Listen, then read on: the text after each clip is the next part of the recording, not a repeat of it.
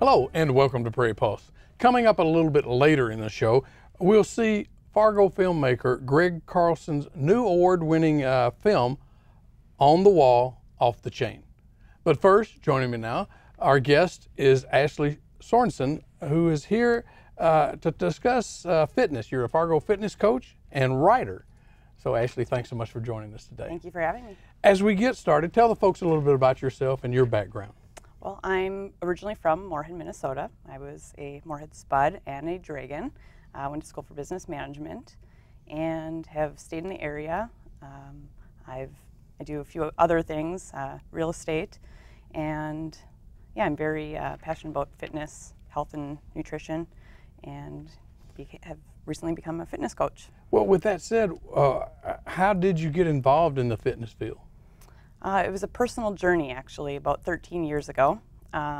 Most people look at me and they think that I've always been into fitness, a fitness guru, and in shape. And actually, I was 60 pounds heavier 13 years ago. And it was kind of a pivotal moment, and I decided to make some changes right then and there. And it's been quite a journey and has led me here. So. Okay.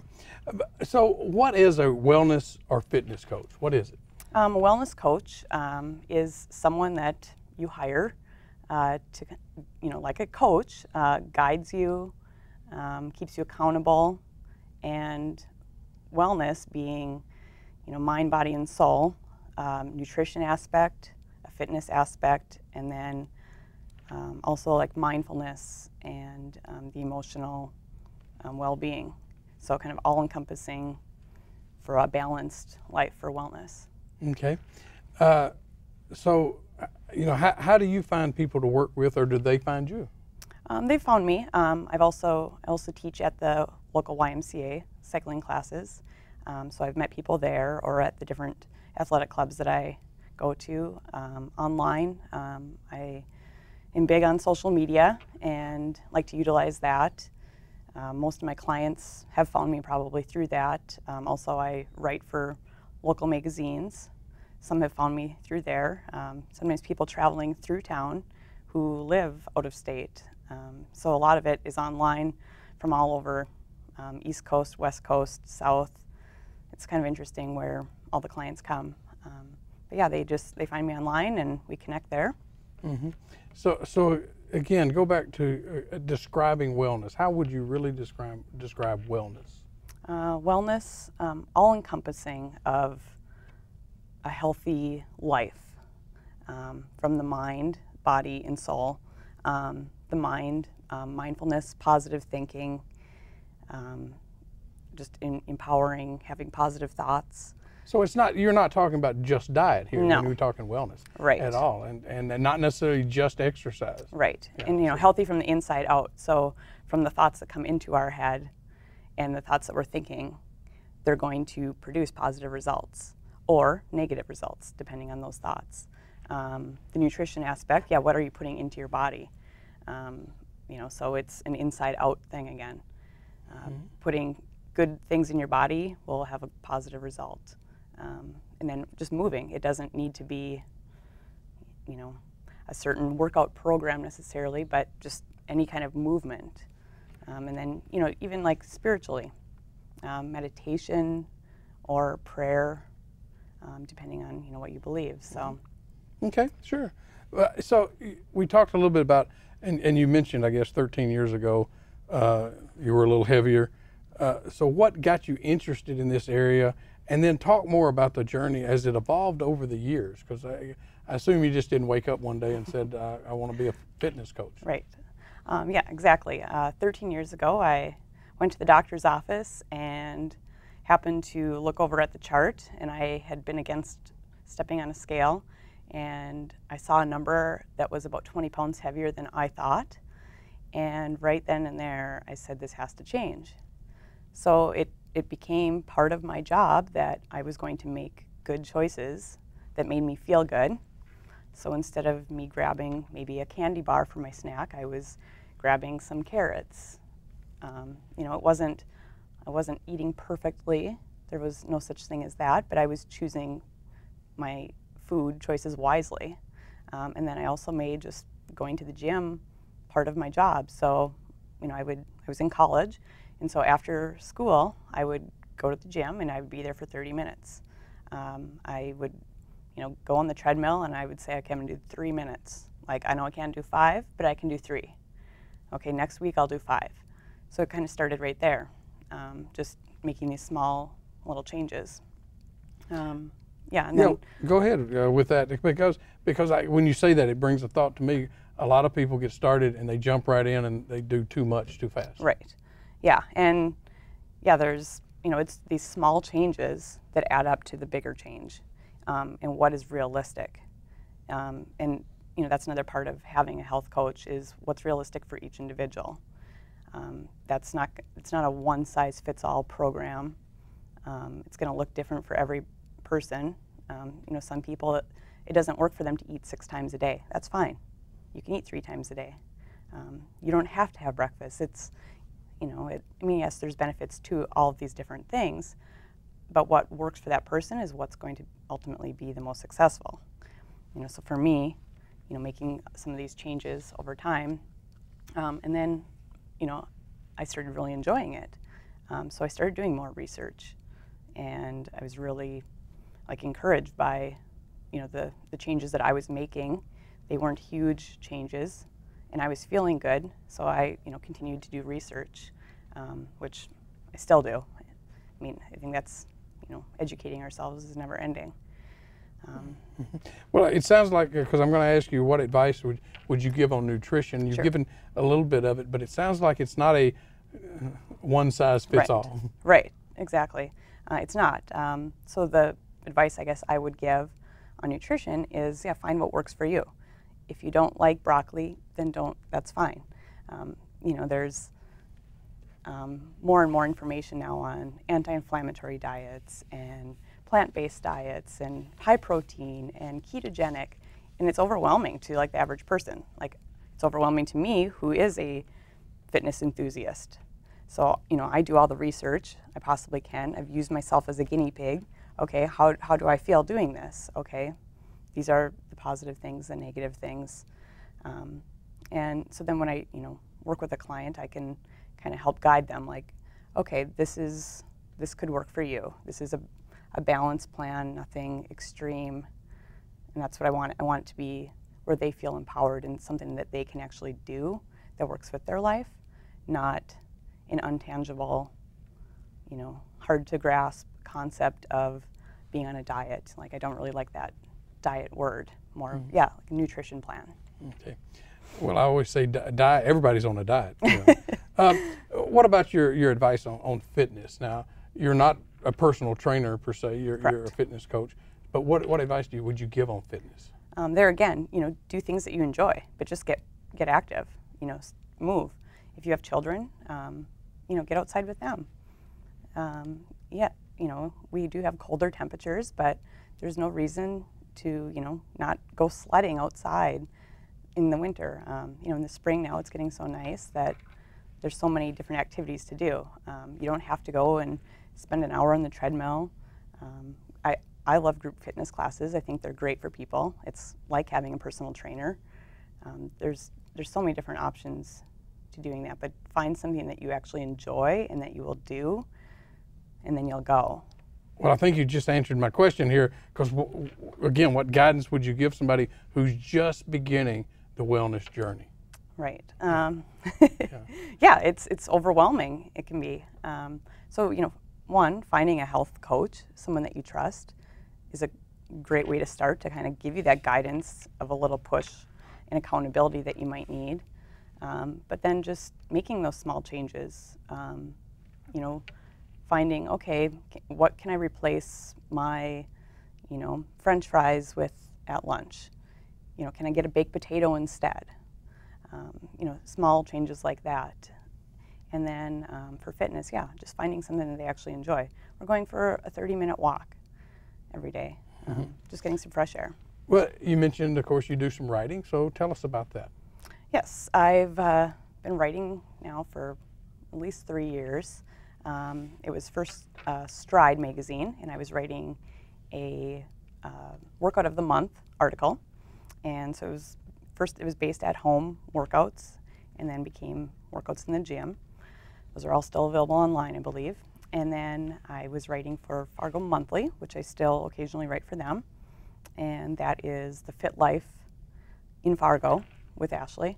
And that would just be different topics about all Fargo-based fitness aspects. And then now I've been writing for Area Woman magazine, and the past couple months have been like Ashley's 5 favorite tips. So this month was the spring cleaning tips for you. Okay. So if someone was looking for a wellness coach, what really are the benefits they're going to receive in having a coach? Well, the benefits is that wellness coach works for you.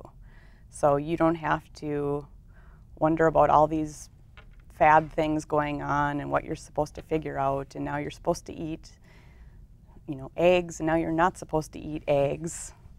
And so, the wellness coach works for you, figuring out what is going to work for you and, empower you, keeping you accountable to, your goals. And it's not always just about nutrition or about fitness. Sometimes it's other life goals. I have clients that I work with that have different areas of their life that they're working on, and I keep them accountable on those things and help kind of give them a little bit of some guidance of how they can, reach those. So, I mean, there's several different benefits of. Yeah, but should people know ahead of time that getting fit or well is going to probably require work? Yeah, it's a good idea. Yeah, I mean, it's not, not a pill to take or anything easy, quick fix. The lasting goals that I believe all of us want to find this healthy, balanced life is through just consistency.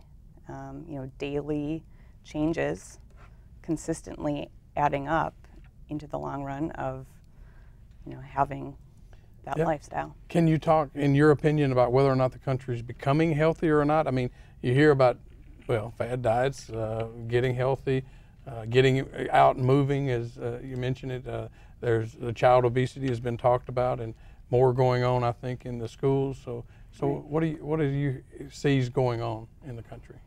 Well, there's more awareness, definitely. Mm-hmm. I know the obesity rates have been rising, but also larger companies are having to take measures to have, less, sugar in products, or even labeling requirements.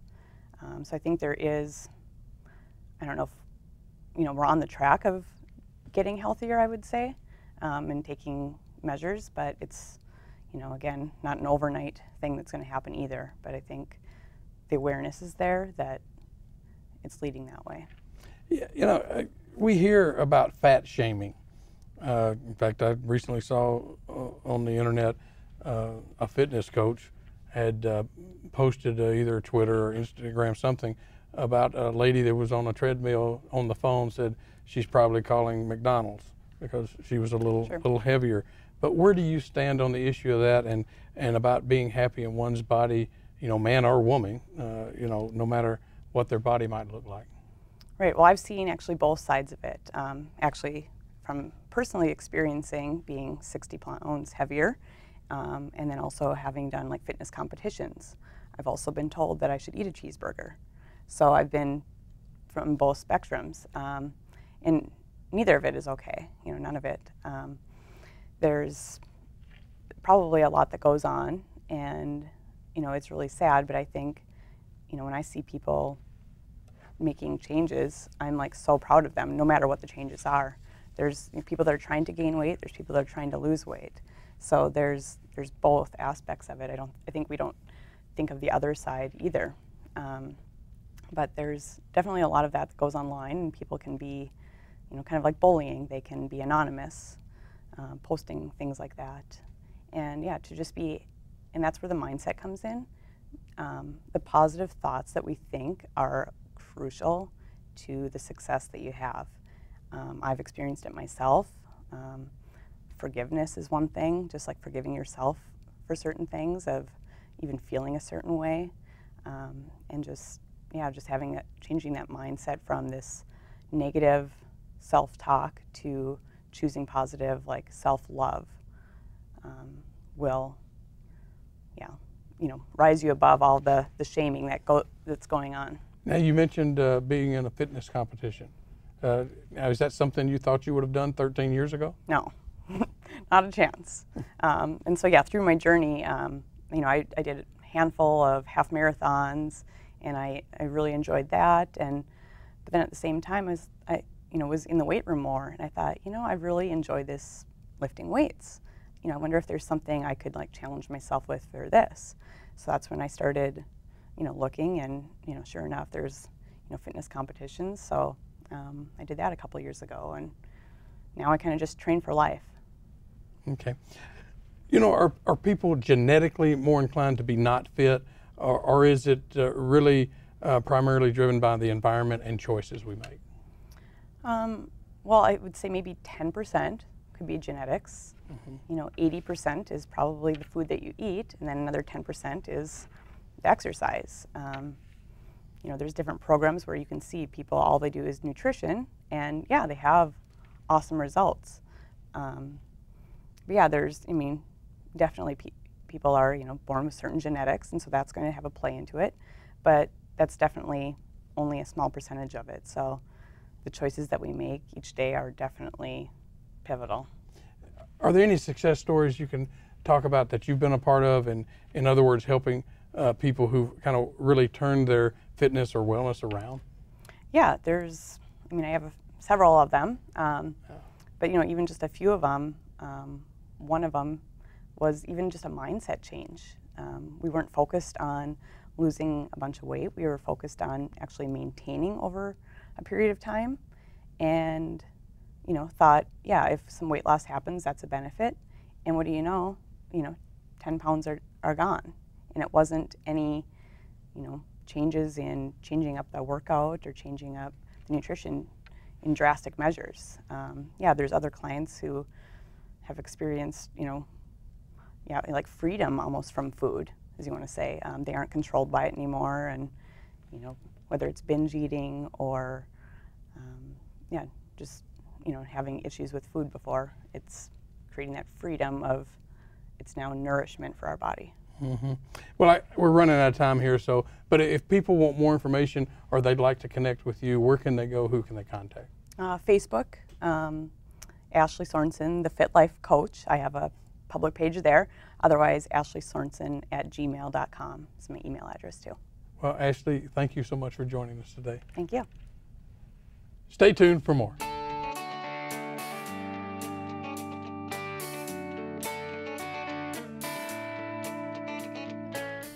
On the Wall, Off the Chain is Fargo filmmaker Greg Carlson's 4th consecutive top 12 finalist in the Fusion International Documentary Challenge.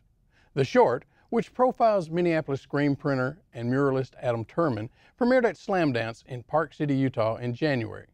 Turman is also a devoted bicycle enthusiast, and the movie includes a look at that particular passion and how it intersects with his artwork.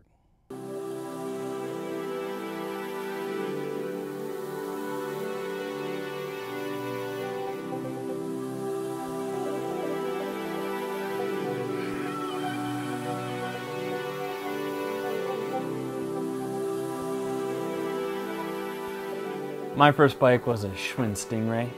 It's up in my attic in my garage. I also own my very first BMX bike too. I'm a child of the 80s, man. Everybody grew up on a BMX bike. That's just what you do.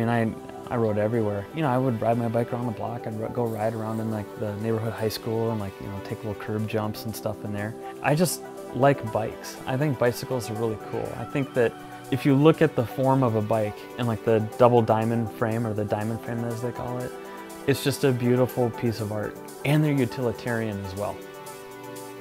My name is Adam Turman. I'm an illustrator, a muralist, and a screen printer, and I'm also an artist. It's still hard for me to define myself as such. In my mind, I just don't have like a big, what you would typically think of as a message. I don't have an agenda. Unless you think that making people happy looking at my art is an agenda. But I also want to make things that I love to make too, things that interest me. So, bicycles, gig poster work. a lot of Minnesota-centric types of work. I tend to describe the style as a bold graphic style that has sort of a modern twist on a vintage idea. When I first started this career, I was doing a lot of gig poster work, and the very first gig poster that I ever screen printed was for the Midnight Evils. And the thing that I loved about that poster is how much I learned making that poster, because it's my first one. I only made 25, I think. It was painful to make those 25, but I learned so much. I mean, that's part of the process of what we do. I mean, I tell people, you are going to learn something new on every single run. Something will happen, be that good or be that bad, on every single run. That's just what happens. Screen printing, I should really not be talking about challenges of screen printing while I'm screen printing. No, that's fine. I like getting your hands dirty and getting in there and fixing the problem and getting something to run smoothly again and cleaning things up, and I just love working with my hands.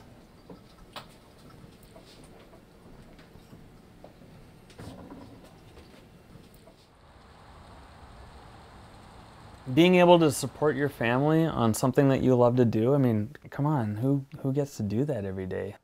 It's because of my awesome, kick-ass wife. I mean, Sarah knew that I was unhappy with my day job, and she is really the catalyst for getting me to take that first step and get out and do this for real on my own. We've got 2 daughters, Ada Ray, and we call her number 1 because she's number 1, right? And then I've got another daughter, and that's May Ellen.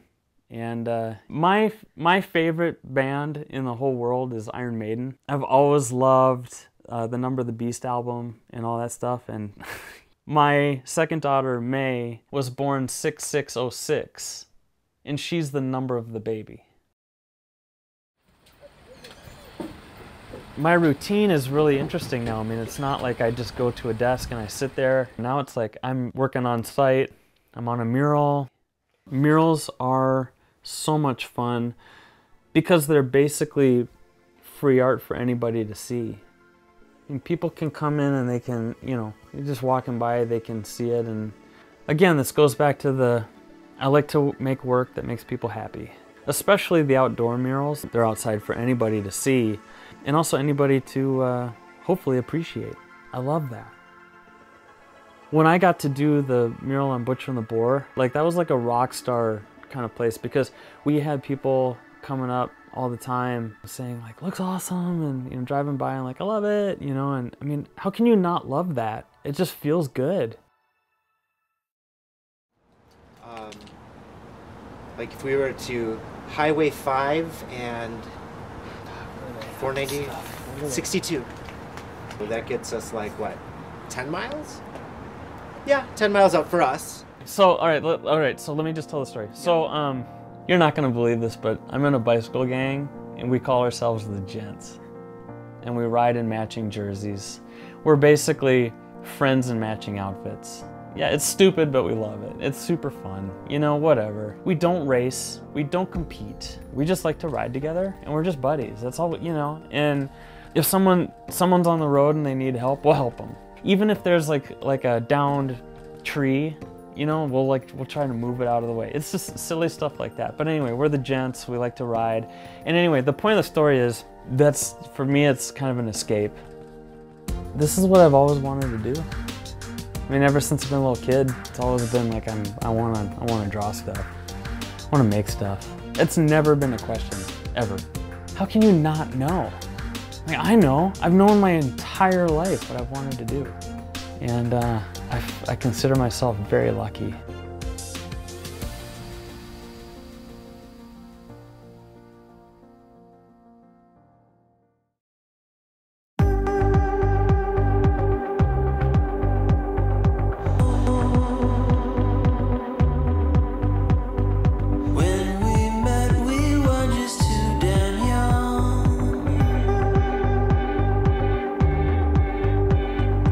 To be living on an iron lung.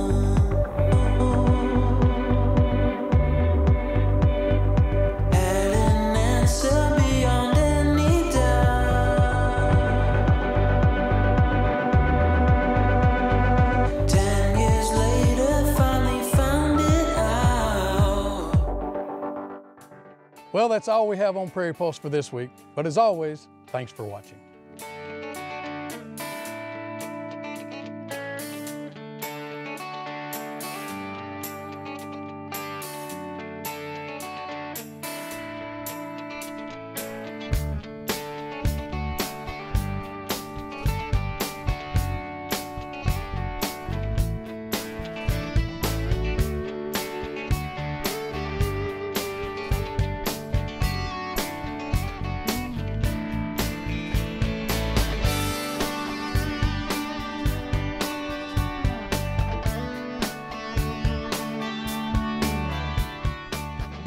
Funding for Minnesota Legacy programs are provided by a grant from the Minnesota Arts and Cultural Heritage Fund, with money from the vote of the people of Minnesota on November 4th, 2008. And by the members of Prairie Public.